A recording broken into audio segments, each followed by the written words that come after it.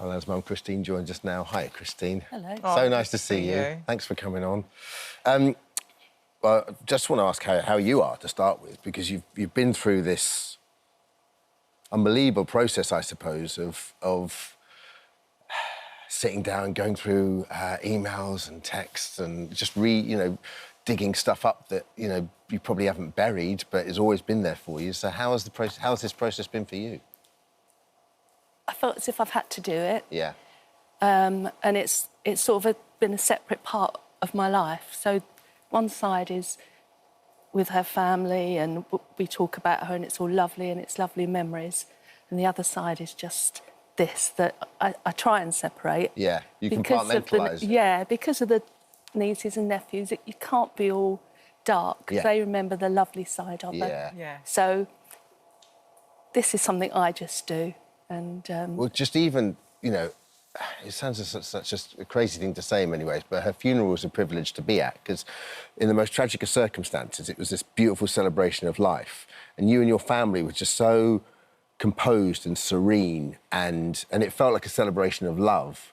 But obviously it can never be a full stop off the back of that. So what prompted you to want... There was a beautiful, beautiful film a couple of years ago about Caroline and her life, made by Curious Films, and I know that's the team you're working with again now, who are brilliant. What prompted you to want to do this? I've just been doing it on my own, really, just trying to find out why the police proceeded with the prosecution. Mm-hmm. And it took me 2 years at first to get one answer, where they said, yeah, they thought she should be prosecuted, nothing was done wrong. But when I got the notes, there were so many sort of discrepancies in it that I actually went back to them. And it was found that they had done things wrong. Mm-hmm. New sort of recommendations were put in place, but that's it. They then drew a line. They wouldn't talk to me. So I've continued to try and find out more. We did the lovely film about Caroline after she died, and that was more of a celebration, I hope. And Curious Films approached me again last year. Yeah. And just said, how are you getting on? What, have you made any progress? So I gave them everything I had, and they said, you know what, Disney are interested in, finding out more for you. Yeah. Because there's only so much you can do, I guess, right? No, nobody will talk to you. It's really hard to get anyone in authority to talk to you. So with a backing like this, of course, we've been able to find out answers. There was so much misinformation surrounding this case. Take us back to when she was arrested, because when she was arrested, it was going to be just a caution and she was going to be let off. But then something happened where a detective looked at the case and decided that wasn't going to happen, wasn't it? Yeah, it wasn't even that the detective looked at the case. She come on duty. I mean, Caroline had hurt herself quite badly. She was taken to hospital and then taken back and put in a cell. And they went to the CPS and it was, said no, it's just a caution. And during the evening, the detective inspector came on duty and she overheard people talking about it in the office. And that's what made her then go back to the CPS to change the decision. And it was the very first time in that person's career that she had ever done that. She had never challenged a CPS decision before. And there are not clear records kept of why she did it. Yeah. And can you ask, how does the process work, Christine? Can you ask for those records? Are they duty-bound to give those to you? Are they legally obliged to give those to you? Some they have to, but there are some they don't have to. And but the ones that I did receive, they said it was evidence-led. It just wasn't true. The stuff they were giving me back, because there was no evidence taken from the flat. There was, so I still honestly don't know why she pursued it. And this was made very clear during the inquest, because the coroner couldn't understand it either. So they were very helpful to me, and that's what made me start looking into this. Would there be a case of saying the fact that Caroline was a celebrity, that had an impact on the fact that maybe they wanted to take it further because they didn't want to look bad? It could have been. It could have been. I mean, everything pointed to that. It's hard to say for definite that's what she did. It's hard to not draw that conclusion, though, isn't it? Yeah, and as I say, the coroner said, you know, to the detective, can you see why Caroline's family think you did what you did because she was a celebrity? But that's as far, you know, so that's why I had to get much more detail about the case to see if that had been the case. And the conclusions are it was, really. Just a couple of right replies. The CPS Crown Prosecution Service spokesman said all decisions in this case were made on the basis of the medical opinion available to us at the time. A person's celebrity status never influences whether a case is taken forward. We're satisfied the prosecution was correctly brought. The Met Police said independent reviews and an inquest subjected our actions to significant scrutiny. These processes did not identify misconduct for any officer, including in relation to the decision to appeal the CPS outcome. Organisational learning was identified around record keeping and documentation of decision making. These have since been addressed. The IOPC asked the Met to apologise to Caroline's family for the absence of recorded rationale in the CPS appeal process. We have done so and acknowledged the impact that this has had on them.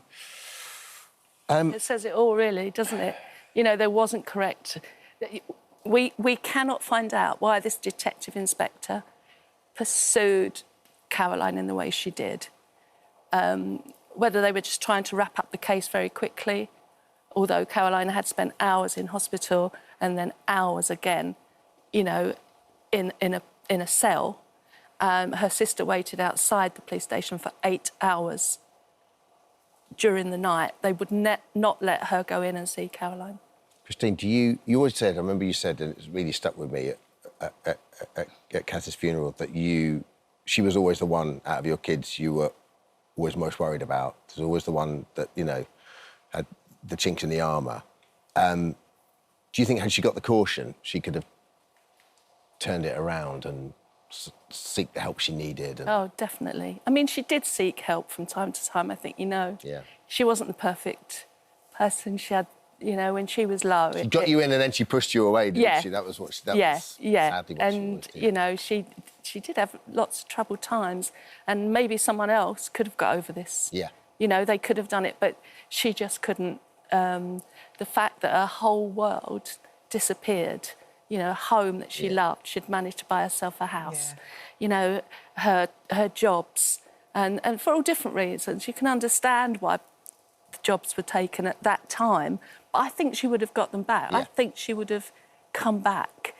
And that's why with the Curious films, they were talking to her at the time when she was at her lowest, and they said, come on, we'll make a film. They got to know her. And that's why I think they came to me in the first place, because they said we knew her and we liked her. Yeah. And we understood her. But just things got worse and worse. And it's just a spiral, isn't it? Yeah. You know? Has this process been healing for you? It's not really been healing, but what it's been doing, it's made me think I've done the right thing, because the outcome in the film, as you'll see, says, you know, she shouldn't have been charged. Yeah. And, you know, the newspapers, the media, everything, they weren't very kind. What was so interesting was the chief prosecutor, Nazir Afzal, said that he would now have come to a different conclusion now he'd seen your evidence, that's a huge statement. He's reflected on it. Do you know, I didn't see what he said at the time when Caroline died. I think he did an interview on BBC or one of the stations to say that he's sure the CPS had done the right thing. But what he hadn't done is read any of the notes. Now, he's a man I really admire.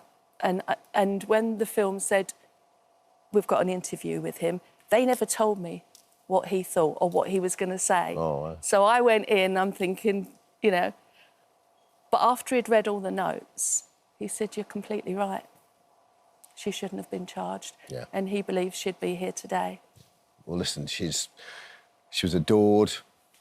She was wonderful, infuriating. She was, I know. But you and her, yeah, but you worked together, and she was. And we started out together. You know, we had the same agent. You did, and, you know, when we first started out, we've known her for a very long time. We loved her dearly. And I think that agent got her. Yeah. Yeah. Yeah, yeah. He got her. He knew. I mean, he sat on hospital beds with I know. her. He looked after her. John. He looked after her. He was an got older it. man, and he got her. Yeah. Thanks, Christine. Thank you for So joining nice us. to see Thank you so much. It's such an interesting watch. Caroline Flack, Search for the Truth is out on Disney Plus on the 10th of November. Just before we move on, what would you want people to take from this? What's the most important thing? The most important thing is to remember her in the way she was. Because she was, like you saw, wasn't she? She'd come in a room and that'd change. I want the myth of her beating someone with a lamp completely gone. Yeah. You know, and I think this film proves that. Yeah. And all those awful headlines that were out there at the time, you know, don't just believe everything you read about someone. You know, you're all celebrities, and you know how difficult it is We're all imperfect. that private life Everyone's as well. imperfect. You know, and that's all you want, isn't it? She'd be so proud of you. Yeah. Thank She you. really would. Thanks, Christine. Oh, hello. Thank you. Thank you for visiting our This Morning YouTube channel. We upload tons of new content every single day. So hit the subscribe button, like all the videos, and don't miss out. We'll see you in the morning.